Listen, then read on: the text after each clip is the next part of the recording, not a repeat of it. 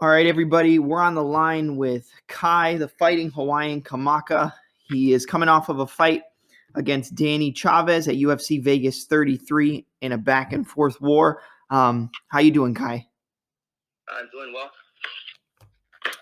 Well, I'd like to start off with just give me your thoughts on your last fight against Chavez at UFC Vegas 33 and just what you thought of the fight overall and how it went in your mind, and just what did you think of the fight? I mean, shoot, I as far as the way I went inside that cage, like what I was thinking at that time, I wouldn't change a thing. I mean, I felt that I won that fight. I felt like I broke that Danny Chavez. And if you want, like, I 100% feel like I won that fight. I feel like he was taking advantage of some situations, and it was a little bit sticky on officiating end, in my opinion. Mm-hmm. I mean, I would say that after an accidental eye poke, right after that point, a lot of things were mishandled by Herb Dean. Mm-hmm. But I feel 100%, even with the point deduction, I should have still won that fight by unanimous decision. Yeah, I agree with you. I picked you to win that fight, and even if with the point deduction it was going to be a draw, I don't see any way that Chavez could have got that decision. I mean, I thought it was pretty clear cut, but it seems like a lot of the decisions that night were kind of off the rails. I mean, would you agree? Honestly, I wasn't paying attention too much, Mm-hmm. just because I was probably the fifth fight, and then after that, I didn't really watch until I watched the Sean Strickland fight when I got home. Oh, I gotcha. Yeah, but like I said, I definitely thought you should have got the decision there. I mean, I don't think, even with the point deduction, like you said, I don't see a reason how they could have given it to your opponent. Yeah, I felt like there was no time in the fight where Danny Chavez was a threat to me. And I just feel like I was in control of that fight. I was dictating the pace. He had all the bumps and bruises, and that's fighting. I think if you judge that fight in a street, then like in a street fight setting, obviously I win that fight, like based off of whose body language, based off of actual skills. So I don't know. I mean, that's what I feel. Yeah. We'll go on to, what do you think is next for you? There's a lot of organizations out there. There's One Championship, there's Bellator, there's PFL. What do you feel is next for you? And, just in general, which organization appeals the most to you in your next stop on your MMA career? Honestly, I mean, a legit update, I would say it's between Bellator and PFL right now. Okay. And I actually, I'm just gonna say, I do have a deal done. Okay. Already, mm-hmm. And it was done. Literally that same day that the UFC decided they wanted to say that we weren't gonna they didn't wanna, or the renegotiation wasn't coming to renegotiation wasn't moving forward. Uh-huh. So that's when that came out. That's when, that same day, we had a pretty good idea of where we'd end up. Awesome, man. Well, I'm excited to see where your next move is. And I mean, I don't know. I think either organization, Bellator or PFL, you're still going to get the highest level of competition. So it's going to be really interesting to see. When should we be getting an update on an announcement? Is it soon, or will it be a little bit before we find out? It'd be, I would say, in the next week. Okay. Well, we'll definitely keep an eye out for that.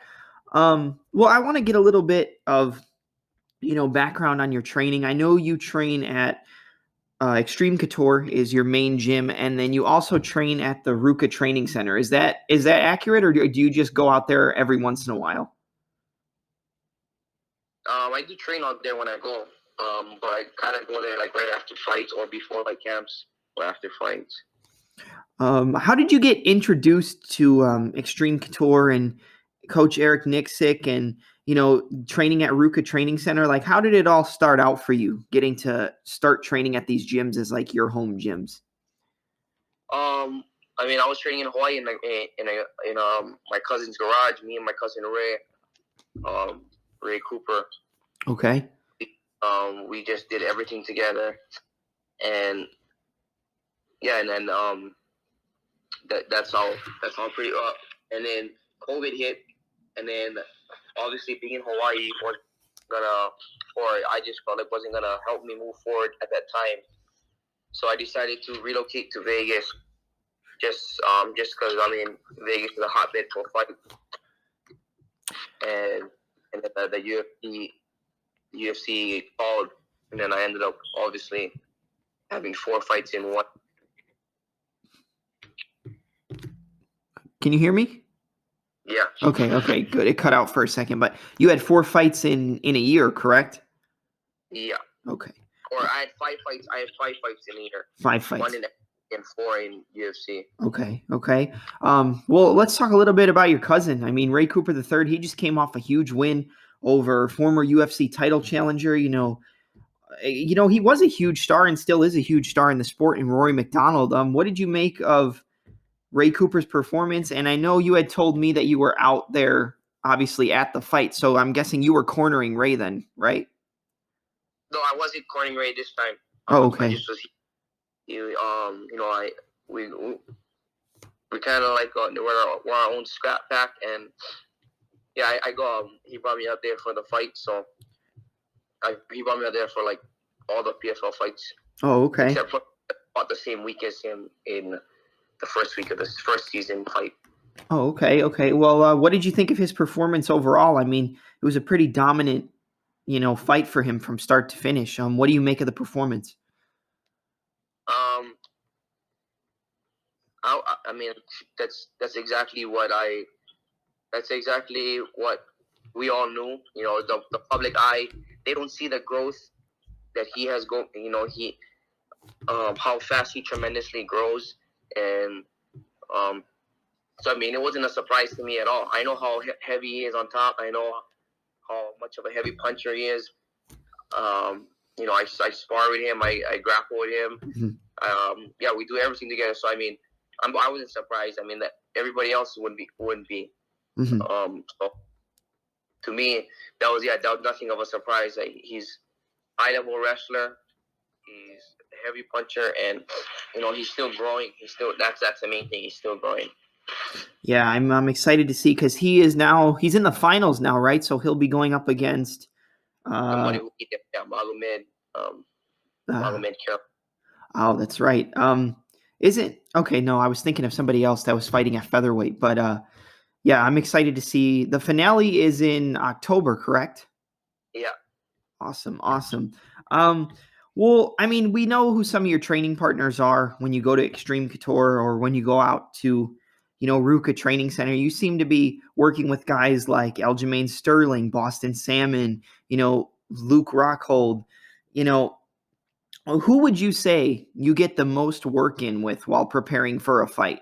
Like, who is your go-to training partner? I'm sure you train with, a lot of people in your camp, but who is like your go-to training partner for grappling, for sparring, for drilling? Do you have somebody in particular that you always seem to work with more than others? Yeah, I would say like my main guys would be the Boston Salmon. Obviously, he's probably one of the best boxers in MMA. Mm-hmm. He was highly decorated amateur boxer. And then Jeremy Kennedy, Bellator fighter. Dan Ige and Mads Burnell. Okay. What do you think is the thing you find the most enjoyable with Xtreme Couture, obviously, and Coach Eric Nicksick, and then RVCA Training Center? What do each of those gyms give you that made you like pick those gyms to work with? Well, I mean, RVCA is my sponsor, Mm-hmm. and so I go out there a lot, and they just have a good camaraderie of fighters and that come in that are sponsored by them, and also great coaches like Jason Perillo there. Mm-hmm. And then they also have a vast what do you call?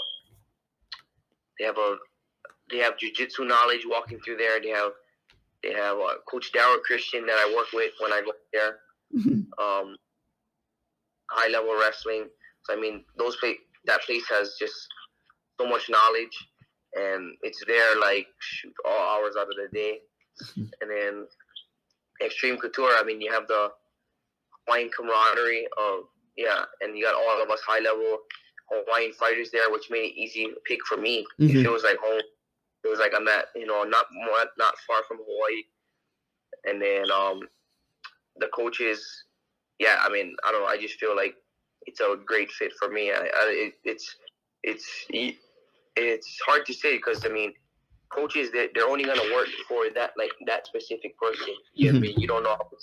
It doesn't necessarily work the same for somebody else. So I'm very happy with the set of coaches that I have. Right, and you've worked with Rockhold, obviously, and Luke Rockhold's about to make his comeback fight against Sean Strickland. Give me your thoughts on Rockhold just as a fighter, as a competitor, and just probably as a training partner overall, because I'm sure you've gotten to work with him at some point. Well, both guys are my friends, Sean Strickland and Luke Rockhold. Okay. Luke Rockhold and Sean Strickland both train in RVCA, and they've trained together at RVCA. Okay. And Sean Strickland's one of my teammates in Vegas, so I mean, it's gonna be a great fight. I mean, I know it's a tough one to say. Yeah. I mean, Strickland obviously has the momentum of he's being active and he's on a tear right now. And then obviously the downside of Rockhold is Rockhold's been sitting on the side for a bit. Mm-hmm. So then there's two ways to. I mean, there's an upside on both sides, but Rockhold is obviously is a way more technical, clean, the clean athlete of skill, and Rock. And then you got Sean Strickland, who he just breaks guys. He doesn't take a step back, and he's always coming forward. Yeah, it's definitely going to be a good fight, and I'm eager to see what Rockhold looks like in his comeback because it's been a little while. His last fight was against Blachowicz, wasn't it? I believe so, yeah. It's going to be interesting. I want to ask you about a coach I've seen you get some work in with. I'm sure you get to work with him all the time at Xtreme Couture, and that's Jimmy Gifford. What do you just give me your thoughts on him as a striking coach, an MMA coach, and how much has he helped you improve your striking just overall? Yeah, he's definitely helped me improve my striking levels to it. And mentally, just seeing stuff in my head and actually being able to apply it and moving certain places on why I'm moving.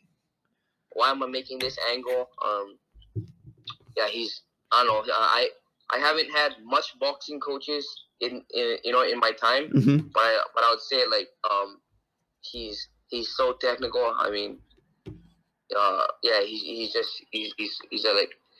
he's so smart about boxing, and yeah. Do you? This is kind of a different style of question, but do you enjoy the coaches who break it down from a technical side? And I know all coaches, obviously, they're going to break fights down and techniques and stuff down from a technical side. But do you enjoy somebody who really just nitpicks everything with the striking and kind of molds it into you? Or do you enjoy more of an MMA style coach a little bit more, who maybe things aren't broken down as much, but you get a lot of different looks from the coaches? I don't know if you can answer that, but I see what you're saying, because obviously I do have a striking coach, or a boxing coach in Jimmy Gifford, and then my MMA coach, who Nicksick. Yeah. he kind of does that. Like, and then I have a jiu-jitsu coach. I have a bunch of different coaches. But Eric, he's the one that oversees it all. Mm-hmm. So all my other, the guys that I work with, coaches, they're the ones that nitpick as far as techniques, and then Eric is the oversee on game plan and the way we go about things in a more MMA aspect. Right. Yeah. What do you make of Coach Eric Nicksick overall, and what makes him one of the best coaches in the world? Yeah, I mean, he's the best coach in the world for the guys that work for. That's obvious. I'm not it would work for everybody, because the reality of it is he wouldn't. Yeah. Mm-hmm. I know he's very real assertive. He knows how to lead. He knows how to control a situation. And those are some of the things that might set him apart in some of the most stressful situations in life. And fighting is a stressful situation, especially as it's a very stressful situation. So I mean, being able to control the situation and handle things, that's a big upside that some guys might not be able to handle. Yeah. I mean, obviously, I think you look at just the group of fighters that Nicksick has worked with, and I think one of the biggest examples is, Francis Ngannou, the heavyweight champion right now. You look at his striking from when he started in the UFC, and maybe it was a little bit more wild because he could just land one shot on your chin and knock you, into outer space. But you look in the last fight where he won the title against Miocic, and everything was a lot more crisp, a lot more technical, and he just looked a lot more patient. And that's something I talked with Eric about on this podcast. So I think you could just looking at Ngannou as one example, and I mean, looking at yourself as well, he's really just able to fine tune those skills, is what it seems like. Yeah, I mean, I feel like he's my head coach, so I feel like, and I'm a little biased about myself, but I feel like I'm the perfect example as far as pupil from him, and I've only been with him a year. Okay. And I feel like I'm the perfect example of being a direct student of his, and in the years to come. Mm-hmm. Just everything, his striking system and everything that the way he leads. Yeah, I think you hit it right on the head, and the fact that you've only been with him for a year and to see the improvements and everything in your game, I think that just speaks to him as a coach and your ability to take knowledge in as a fighter and just adapt it into your game. Right. Is there one moment in your career in particular that you look back on a lot and, just think of a lot, whether it's the way a fight played out, whether it's, somebody you've gotten to train with? Is there one in particular moment throughout your mixed martial arts career that you always tend to look back on and go like, oh, damn, that was pretty cool? Yeah, I mean, I guess getting a UFC call, because I came during COVID and I never expected, or you hope, you can only hope, but you don't expect it to happen, and you get the UFC call. It's pretty crazy. So that was probably the coolest moment, as far as that I always think of, or that I might think of. I don't even think about that, actually. It's just, that's a cool moment to think, one of the coolest moments, to me is right now. It's like if you look at all my, I never got my ass beat. I never got my butt handed, or I never even really kind of, I don't know. I feel like I lost only one fight in the UFC, and that was on 7 days notice, and that's Jonathan Pierce, he got me. Mm-hmm. But I feel like I didn't lose the rest. So, which to me as a man, I'm doing, this is my first time telling anybody else, or the other my circles, I'm 3-1 in the UFC. Yeah. And to me, it's funny. It's I never did get my ass beat. I feel like I'm 3-1 in the UFC, and I just literally I guess you can say the UFC didn't want to re-sign me. Yeah, So that's the coolest part to me. Is like, yeah, I got cut, or not cut. I got they didn't want to re-sign me, and like I was 3-1, or not even that. Like I didn't even get my ass beat when that happened. So yeah, it's kind of fun. That's the cool part. I could understand my ass, like getting my butt kicked and and then this guy doesn't belong at this level. yeah. We should send back to the regional scene. But the way the fights played out, and I'm like, I'm cool with, like, I'm more cool with it. Like I don't even care. Yeah. If that's how it works, then should I rather go somewhere else? Yeah, I mean, I think you hit it right on the head there. Like, whether it's this last fight against Chavez, which I definitely thought you won, and I'm not just saying that because I'm interviewing you. I know a lot of people will say shit just because they're interviewing the guy, but to be honest, like, just as a fan, I thought you won this fight. I thought there was no way it could have gone the other way. And the fight against TJ Brown, I had that fight scored for you as well. And I don't know how they gave that fight. It went to Brown, right? In decision. It wasn't a draw. So that one it was 130-27. Thank God to Adelaide Bird actually seen a fight right. And then the other two judges, Mike Bell and Saul Diamano, it might have been. Yeah. If not, it was they had it 29-28 for TJ Brown. Yeah, it's honestly at this point it's the UFC's mistake. It's their loss because you said, like, to you, you're 3-1. You didn't really lose the last fight to Chavez. You didn't lose a fight to TJ Brown. Like you said, you've only really lost one fight in the UFC. So it's their loss, and now you get the chance to go out to whatever organization you pick, whether it's PFL or Bellator, and you get to kind of make a statement. And another guy who kind of did that, it's a little bit different because he never actually got into the UFC. But a guy in the PFL, Brendan Loughnane, he was on the Contender Series, won his fight. Dana didn't sign him. Like I said, it's a little bit different, but now you look at him and he's about to be, in the finale for PFL. So this is kind of an opportunity for you to, make a statement like, hey, look at what you guys gave up. And, look at the stuff I'm about to do now. Right. And yeah, it's like, man, I don't have to worry about, like, even if I was to fight for the UFC again, right, in my next fight, yeah, it would thinking like, oh, I gotta win this fight, or like, I mean, you have to win every fight, but like, this that stigma of like, oh, if I'm done, or if I lose, I'm done, or whatever. So I don't know. And for what reason? Like, I mean, I'm performing. Like, I don't. If people watch my fights, like, I'm not playing. Like, I'm not trying to win rounds. I mean, I'm going to decision on some of these fights, but I'm going out there. I'm trying to get after it. So it's like, yeah. I mean, I hope people see that, and yeah, I mean, I feel like that's why there's a lot of interest from other promotions. Yeah. So I think you hit it exactly. This is your chance to make a statement in another organization. If you could pick one fight, you could pick your next fight, or maybe a fight that would excite you the most out of anybody you could get matched up with in your weight class.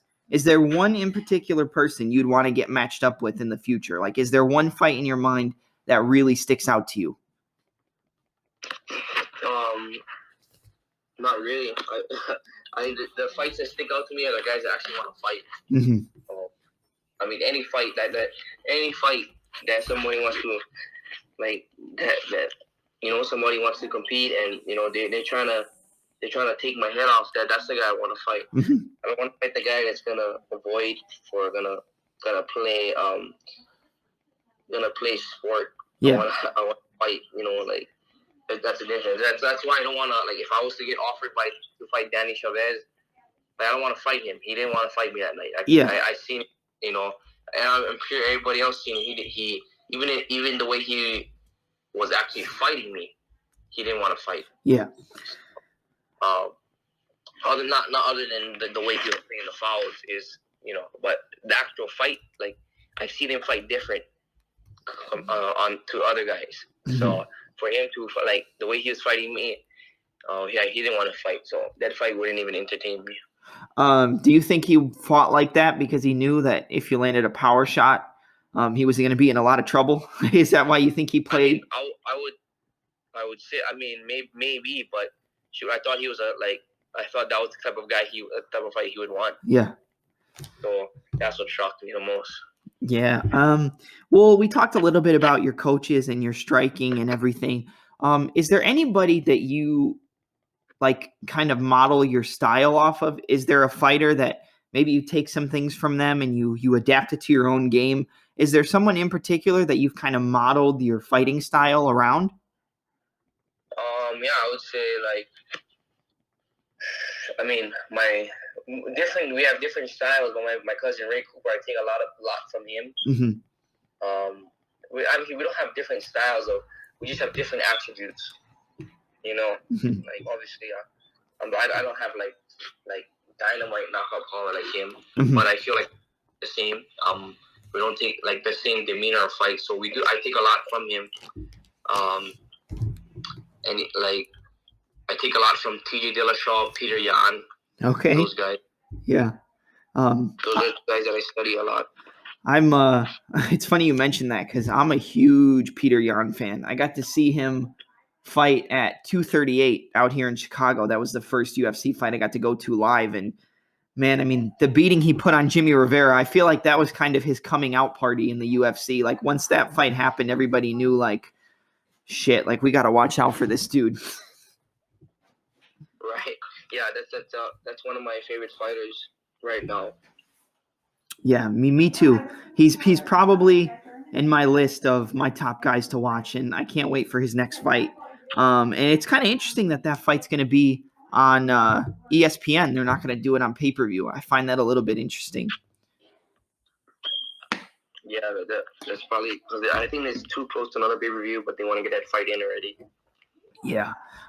Well, I have one more question for you, and it's kind of going to wrap us up here, but I'm sure you get this question a lot, but what is one piece of advice that you would give to an aspiring young fighter who wants to make it to the highest level? Is there a piece of unconventional advice that you feel like doesn't get talked about enough, or just what is your advice to an up-and-coming fighter trying to make it to the highest level? I mean, legitly, at a certain point, I would say you can't work. Like you can't have a job and do this at the highest level. Mm-hmm. Just because you have to be all in, because this is a job. I mean, and it sucks to say, like guy, like if you can get to the high level, you can get to a higher level working, I guess, but you can't. I don't think you can stay at the highest level, like trying to do a job, like trying to work and do it. Because this is a full-time gig. You have to be sold out. Yeah. So basically, you've got to be all in or all out. You can't be half 1 foot in and 1 foot out the door. Yeah, most definitely. Yeah, I think that's interesting, and you see that a lot with guys now. Like some people still have a job and train all the time, but the guys at the highest level, man, they don't have a job. they're training from 2 or 3 times a day, 5-6 hours a day, 6 days a week, and it's just wake up, train, eat, and sleep. Yeah, that's the life I live. Like my vacations consist of fight trips. My vacations consist of working out at different places. But that's just me. Like I'm obsessed with fight, with MMA, with fighting in general. Yeah. And I feel like it's a hard.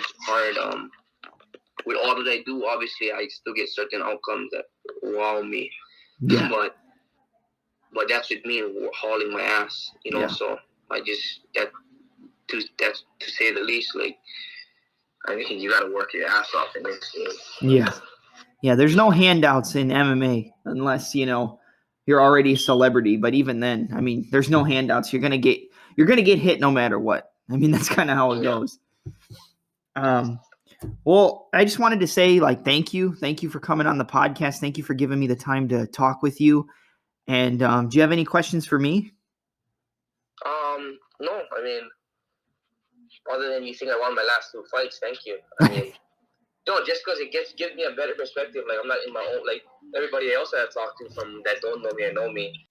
Okay, so before we got cut off, just reiterate what you and me were just talking about with, like, you said it's good to have somebody who, agrees with what you see or what you feel in a fight. So if you want to just go over that again really quick, go ahead, Kai.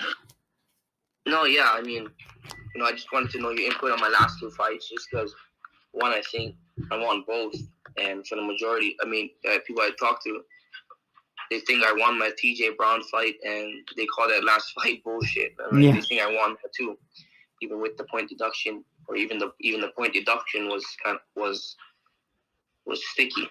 Yeah. And yeah, I just wanted to know. I mean, I just know that I'm not in my own world, and I'm not talking to the wrong people about the situation. And it's like to know that I'm not full of myself.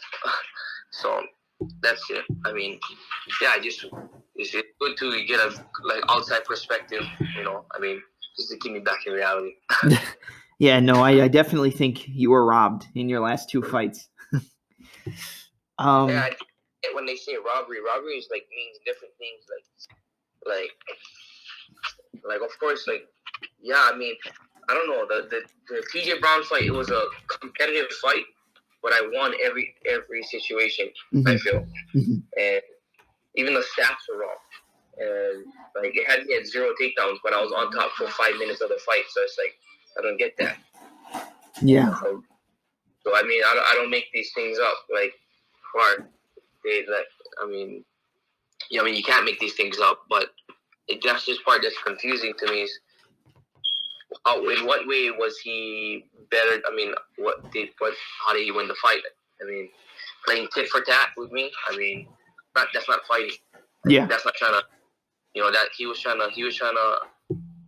trying to put something out there while I was trying to kill him.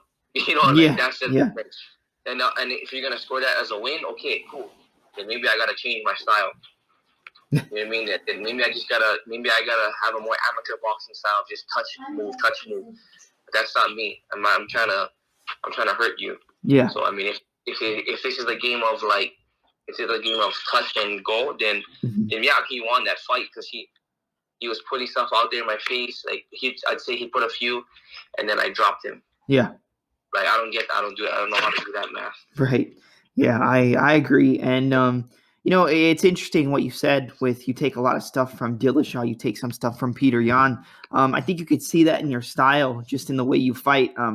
You're very technical with your boxing, and you're always moving your feet. That's something I notice with you is you're always changing your angle. You're always switching your stance. You're always, even if somebody throws a head kick at you, you'll step back into the opposite stance to avoid it and then go back to your original stance. So I could definitely see some inspiration from those guys in your style, just with your footwork and your movement. Yeah, I mean, those are 2 guys that I mimic probably the most. With me and my coach Eric Nicksick, we shoot stuff back and forth to each other about those 2 guys. And then I grapple with 2 of the best grapplers I feel in the game, Jeremy Kennedy and Mads Burnell. I mean, I feel like I got a good thing going. Now it's just I get to do it someplace else. Yeah, 100%. And I'm excited to see what your next move is. Well, those were kind of all the questions I had for you. Did you have any questions for me? No, I mean, like I said, thank you for having me on. No problem, man. Thank you. And if people want to get a hold of you on social media, do you want to shout out your social media really quick? Yeah, you can just reach me at Kaiboy Kamaka, or just Kai Kamaka the third on social media. It'll be pretty easy to find. Yeah. And yeah, I mean, thank you for having me. Hopefully I got a lot of fans out there just from the performances. And I'm gonna continue to do the same moving forward. Yeah. Thank you for coming on, and I hope you enjoyed the questions I had for you, and I made your time worth it. Yeah, you did. You did, most definitely. All right. Thank you, man. Have a good day.